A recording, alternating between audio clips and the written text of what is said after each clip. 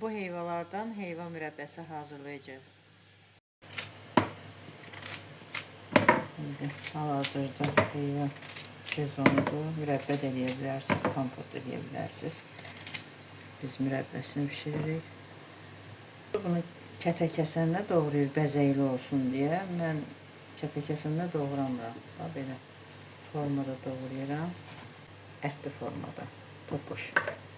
Heyvanın başqa bir tərəfi də var, müalicəvi bir tərəfi. Yəni bunun içində tumları var. Bu tumları da atmıram. Bu tumları da yığıram belə. Bu cür formada yığıram belə. Quruduram. Öskürəndə, sinəsində bəlğəm olanda bunlardan verirəm. İçində öskürəyi kəsir. Axşamdan hazırlamışıq. Uşaq xəstədir, ona görə. Elə bir forması ksel formasını alır. Bunu uşağa qaşıqla yarım saatdan bir qaşıqla verirsiniz. Meyvə oldu. Mən birinci pesok tökmürəm. Birinci su əlavə edirəm. Su tökürəm, suda bişir. Biraz suda pişəndən sonra pesokunu tökürəm ki, bərk olmasın. Birinci pesok töküb qaynadanda heyva bərk olur, daş kimi.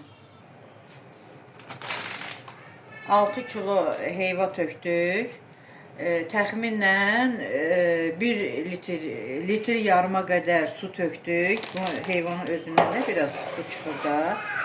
Litr yarıma qədər su tökdük heyvaya. Biraz bişdi. Bir yarım saat elə bir ki bişdi. Hiss edirsən ki, biraz heyva yumuşaq kimidir də.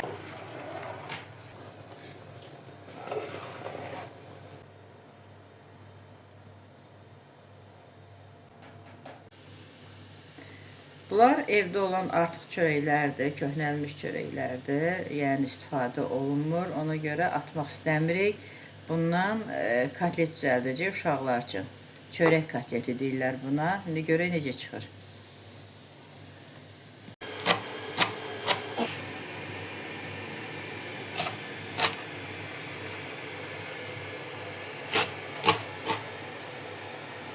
Tökək.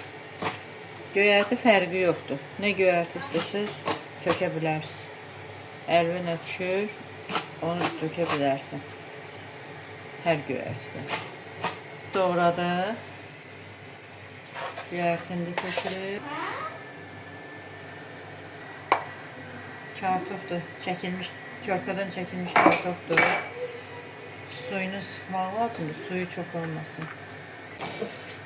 Soğan.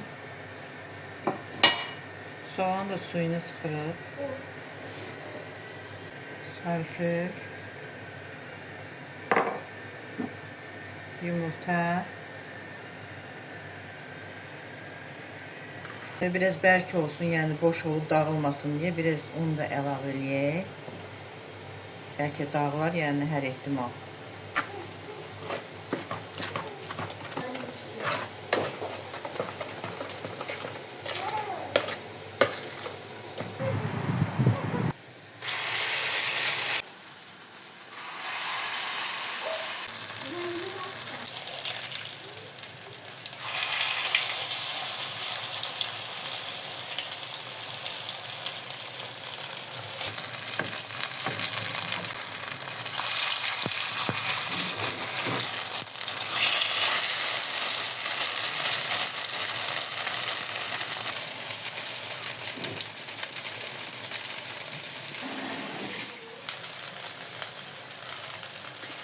Bu hazırladığımız çörəkdən olan kotlet içinə sarımsaq da əlavə edə bilərsiniz. Uşaqların iştahı açılsın deyə.